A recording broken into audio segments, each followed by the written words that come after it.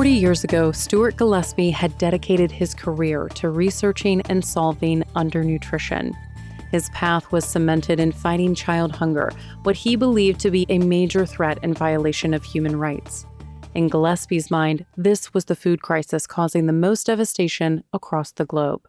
But over time, it became clear, especially in this century, the last 25 years, and especially in the last 10 years of that we were dealing with a much broader problem in as much as it was really going back to what really should be called malnutrition, i.e.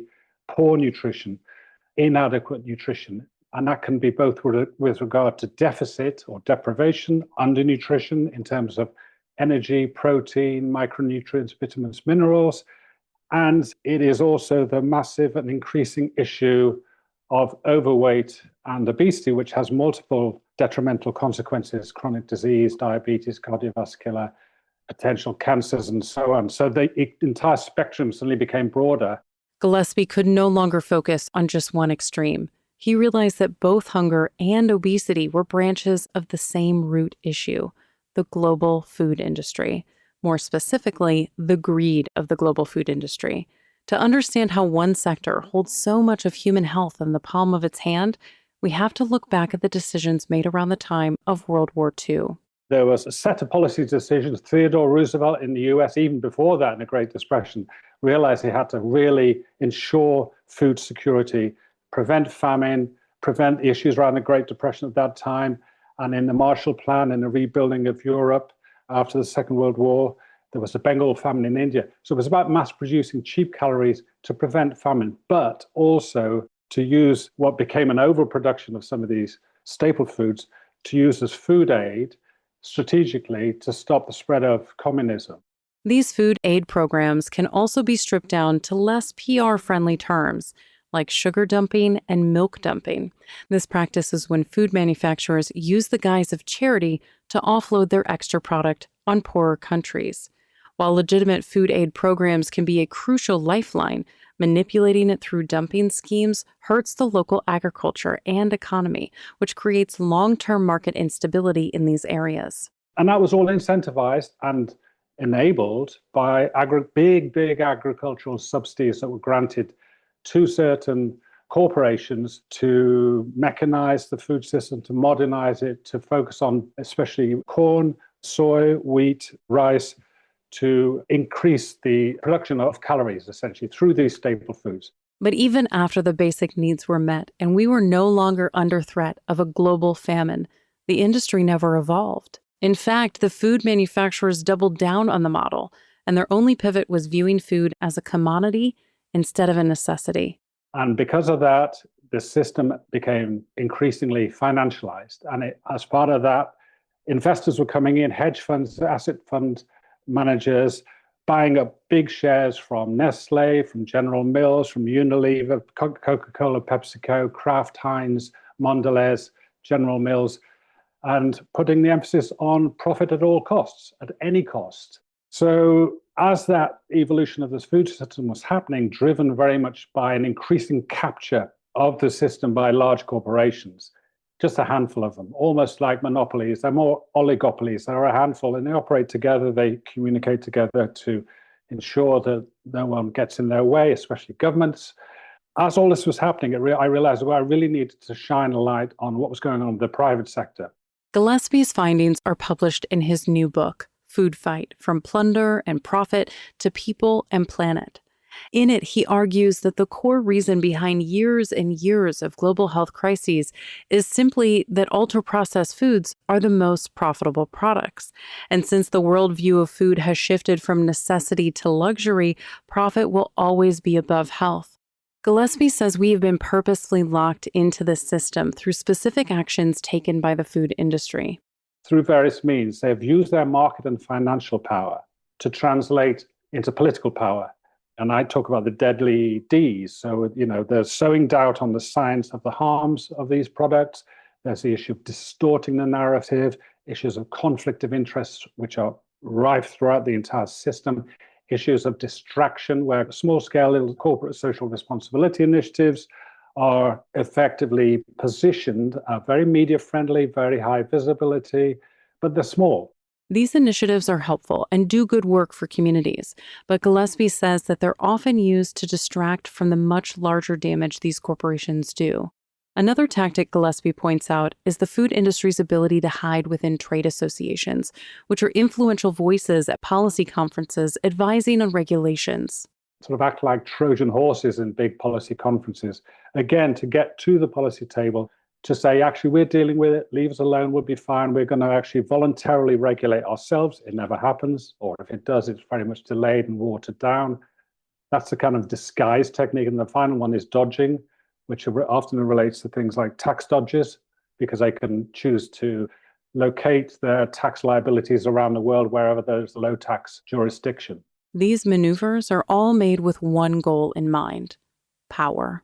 The system revolves around the lock-in and the control and the capture of power, market, financial, what I would also call epistemic power of a story, and that relates to the way media pick up stories, and then political power is used to keep the status quo. All to maximize profit, regardless of who gets hurt. But when the injured party is humanity, how is such a devastating operation able to thrive for so long?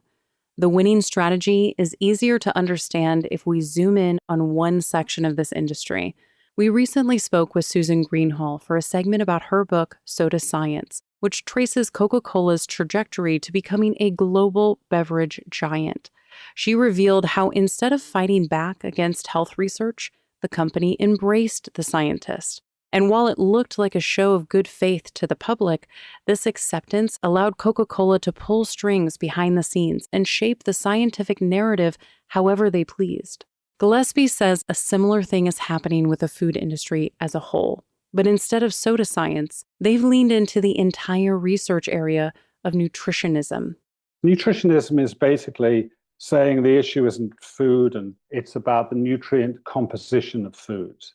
And what that does is take emphasis away from potential harms that are being generated through the processing, ultra processing aspect. They just say, oh, no, that's no big deal. That's nothing. We need to just lower the saturated fats, lower the sugar and salt. And yes, that does help. That does improve healthiness. But we do know, and there's quite strong evidence, especially from the US, that something else important is going on that relates to ultra processing. And anything when you talk about ultra processing is fundamentally corporate, and it's large scale, and it relates to the behaviors and the products and the practices of the large corporations that need reining in. By focusing on specific nutrients, the industry is able to once again distract from the core issue of ultra-processed food.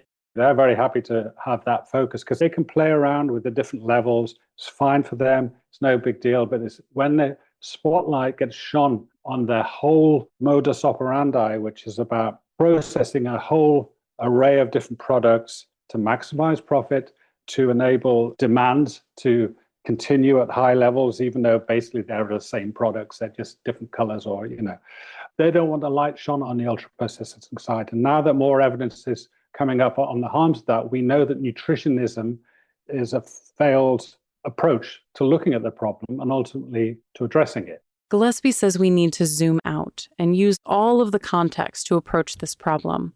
It's not simply an issue of how much protein is in a product. Real change comes from looking at the entire ecosystem of this industry.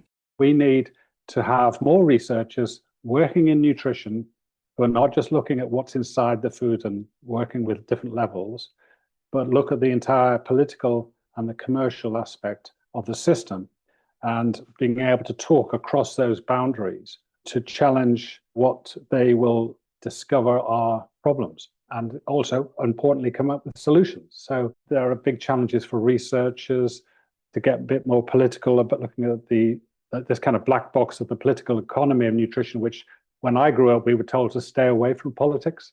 That has to change.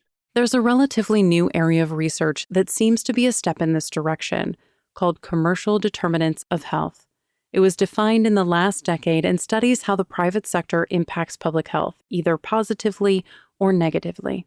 This includes factors like supply chains, product packaging, lobbying practices, and targeted marketing. We have been slow in the food world to pick that up, because I think we need to say, look, wherever the causes lie, at what level, from immediate to more kind of distant, we should be engaging as researchers with understanding what is going on, because we should be engaging with trying to turn it around. And you can't do that unless you really know what's going on. And therefore, I think it's naive to just ignore politics. It's naive to ignore the kind of profit motivation. There's nothing necessarily wrong with profit if the parameters in the system have been set by government to say this is allowed, this isn't allowed, these products are allowed, these aren't. If that is done, you can make profit within that, and there's no problem with that. So this is not about killing capitalism necessarily. It's about a more human-focused and planet-focused approach to development and to society and economy, essentially. While Gillespie's book outlines all of the damage done by the food industry, it also provides a framework of solutions he believes will evolve the system into a model that benefits humanity. Tune in next week to hear Gillespie outline what he believes can save consumers before the system gets too out of control to wrangle back in. His book, Food Fight, is available now. You can find more information about Stuart Gillespie and all of our guests on our website, radiohealthjournal.org. Our writer-producer is Kristen Farah. Our executive producer is Amira Zaveri. I'm Elizabeth Westfield.